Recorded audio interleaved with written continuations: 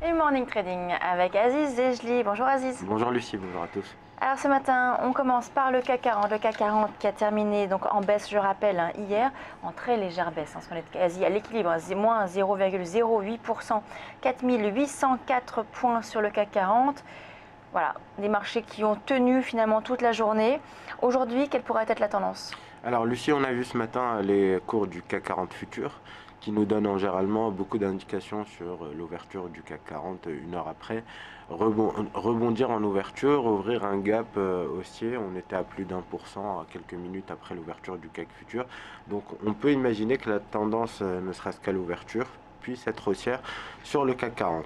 Alors on a une série de statistiques qui vont arriver assez vite, notamment l'inflation au Royaume-Uni, l'indice ZOO de la confiance du consommateur allemand, et puis les prix à la consommation en octobre et la production industrielle en octobre aussi aux États-Unis cet après-midi. Donc on a une série de statistiques qui peuvent être positives ou pas, mais qui peuvent avoir un impact assez important sur le marché.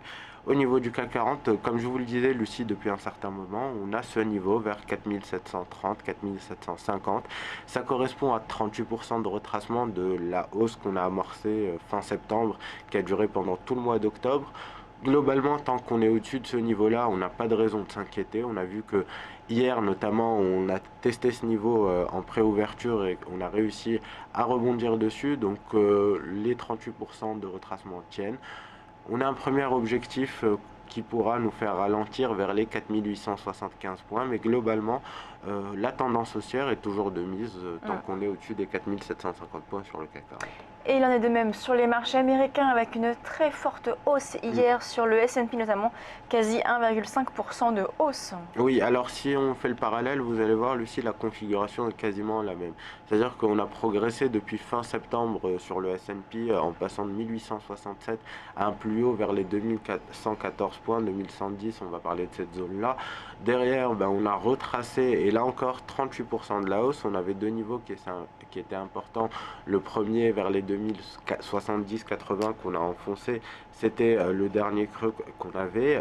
On est allé chercher du soutien un peu plus bas vers les 2020 points et vous voyez que hier effectivement on a inscrit malgré une séance assez atone en Europe cette forte séance haussière. On a pris on a pris plus de 30 points, on a vu sur le S&P hier, et vous voyez c'est surtout la configuration de cette bougie qui nous intéresse puisqu'elle correspond en analyse technique à un Marubozu.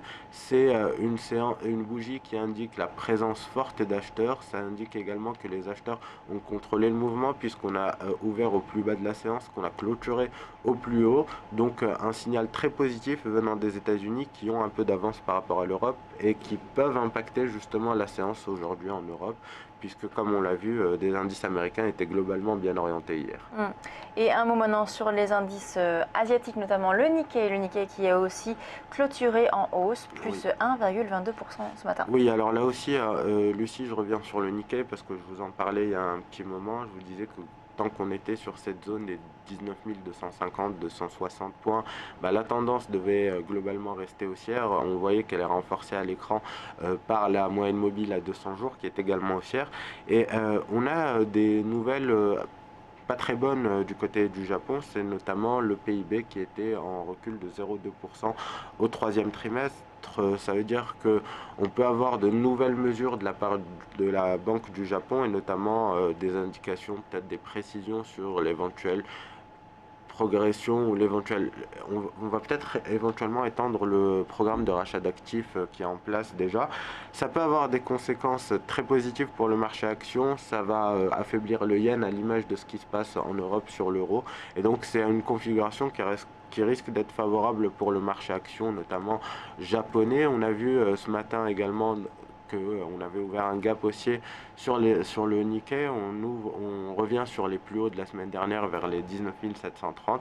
Maintenant, il va falloir dépasser cette zone-là pour refermer notamment un gap. C'est le dernier gap qui est encore ouvert et qui date du mois d'août, et aller chercher les 20 070 points dans un premier temps.